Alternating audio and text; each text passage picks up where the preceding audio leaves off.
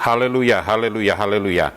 Salam sejahtera di dalam kasih Tuhan kita Yesus Kristus, keluarga besar Jemaat GPDL Sade Magelang, dan Bapak Ibu Saudara yang menyaksikan renungan saat ini. Puji Tuhan, kita bersyukur Tuhan baik dalam kehidupan kita. Saat ini kita akan mendengarkan renungan kebenaran firman Tuhan sesuai dengan agenda rohani kita, pembacaan Alkitab. Kita sudah sampai di kitab Injil Yohanes, khususnya pasal yang ke-11.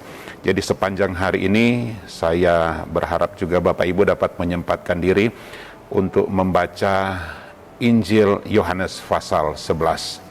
Cerita yang tidak asing lagi bagi kita. Injil Yohanes pasal 11 ini terbagi dari dua perikop. Perikop yang pertama ayat 1 sampai ayat yang ke-44, dan perikop yang kedua ayat 45 sampai ayat yang ke-57. Kita akan belajar untuk saat ini perikop yang kedua. Perikop yang kedua dari ayat 45 dan selanjutnya. Saya akan mengajak kita untuk membaca beberapa ayat dulu. Yohanes pasal 11 ayat 45 sampai 53. Yohanes 11 ayat 45 sampai ayat 53. Banyak di antara orang-orang Yahudi yang datang melawat Maria dan yang menyaksikan sendiri apa yang telah dibuat Yesus percaya kepadanya. Ayat yang ke-46, tetapi ada yang pergi kepada orang Farisi dan menceritakan kepada mereka apa yang telah dibuat Yesus itu. Lalu imam-imam kepala dan orang-orang Farisi memanggil mahkamah agama untuk berkumpul, dan mereka berkata, apakah yang harus kita buat? Sebab orang itu membuat banyak mujizat. Apabila kita biarkan dia, maka semua orang akan percaya kepadanya, dan orang-orang Roma akan datang dan merampas tempat suci kita serta bangsa kita. Tetapi seorang di antara mereka, yaitu Kayafas, imam besar pada tahun itu, berkata kepada mereka, kamu tidak tahu apa-apa dan kamu tidak insaf, bahwa lebih berguna bagimu jika satu orang mati untuk bangsa kita daripada seluruh bangsa kita ini binasa. Hal itu dikatakannya bukan dari dirinya sendiri, tetapi sebagai imam besar pada tahun itu ia bernubuat bahwa Yesus akan mati untuk bangsa itu. Dan bukan untuk bangsa itu saja, tetapi juga untuk mengumpulkan dan mempersatukan anak-anak Allah yang tercerai-berai. Ayat yang 53 berkata begini, mulai dari hari itu mereka sepakat untuk membunuh dia, membunuh Yesus. Bersepakat untuk membunuh Yesus. Jadi ada persengkongkolan yang jahat yang dilakukan oleh orang-orang saat itu. Kita kenal istilah konspirasi. Konspirasi itu adalah persepakatan yang jahat, persepakatan dari sejumlah orang untuk merencanakan satu kejahatan, konspirasi. Dan kalau kita membaca di ayat-ayat ini, mulai ayat yang ke-45, hal ini ada di antara orang-orang yang tidak percaya Yesus saat ini.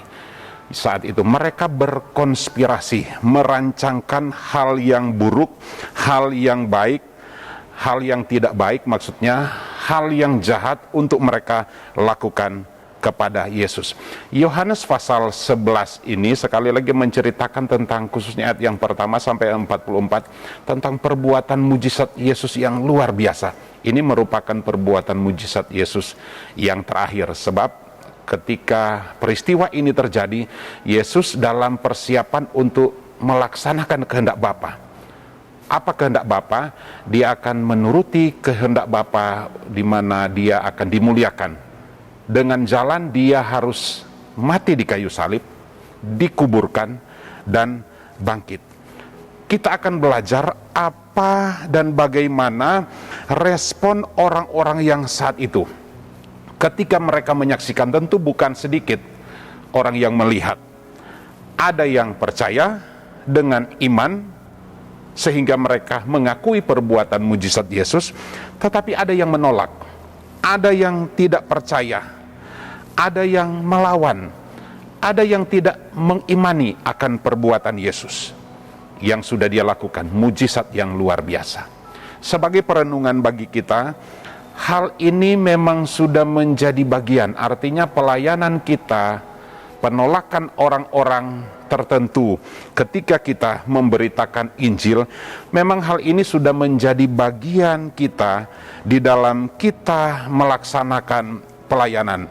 Sekalipun kita mungkin melakukan satu hal yang spektakuler, mujizat, menyembuhkan orang sakit, bahkan mungkin membangkitkan orang mati sekalipun, dan lain sebagainya. Tetapi tetap saja ada hal-hal yang kita tidak harapkan mungkin bisa kita alami. Konspirasi, persekongkolan yang jahat yang dilakukan oleh beberapa orang, tidak menerima apa yang kita lakukan. Dan sekali lagi sampai hari ini itu pun masih terjadi.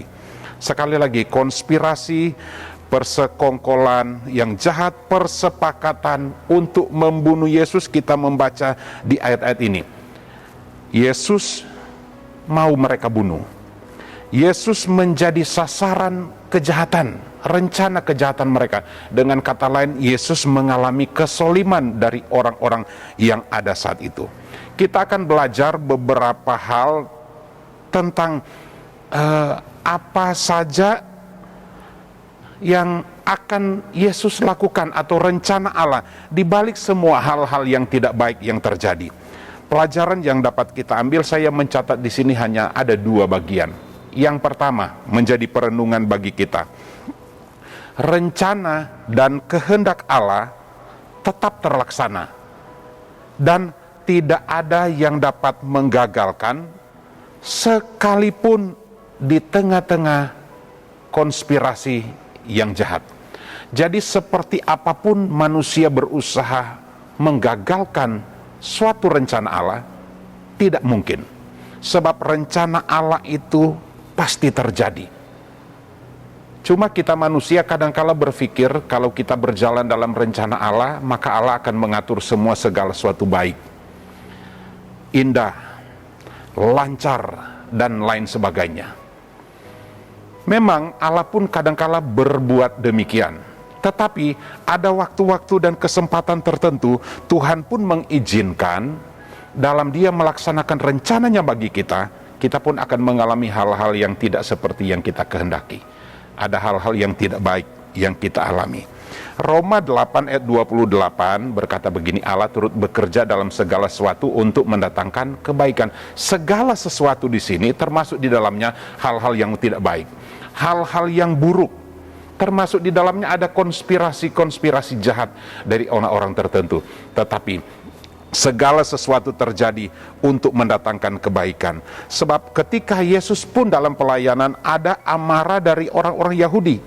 Kalau kita membaca dari Yohanes pasal 5 ayat 18 juga di sana, mereka sudah marah sama Yesus karena Yesus menyamakan dirinya dengan Allah.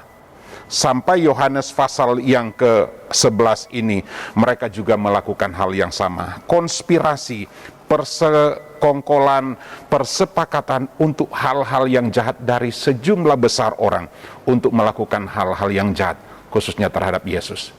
Tetapi tanpa dikehendaki oleh Allah, hal itu pun tidak mungkin terjadi. Poin yang kedua, dalam nats ini juga menunjukkan kepada kita, kalau kita memperhatikannya, suatu awal dari rangkaian perjalanan dari Tuhan Yesus menuju kepada kemuliaan. Dengan cara, sekali lagi, Dia harus menderita, mengalami kematian, dan Dia pun mengalami kebangkitan. Dimuliakan, tapi dengan cara yang kadangkala tidak masuk akal kita manusia. Karena kok harus menderita? Tetapi itulah caranya Tuhan. Saya akan baca beberapa ayat dalam hal ini. Yohanes 3 ayat 14 berkata begini. Yohanes 3 ayat 14. Dan sama seperti Musa meninggikan ular di padang gurun, demikian juga anak manusia harus ditinggikan. Jadi ditinggikan, dimuliakan, tetapi melalui perjalanan yang tidak mudah.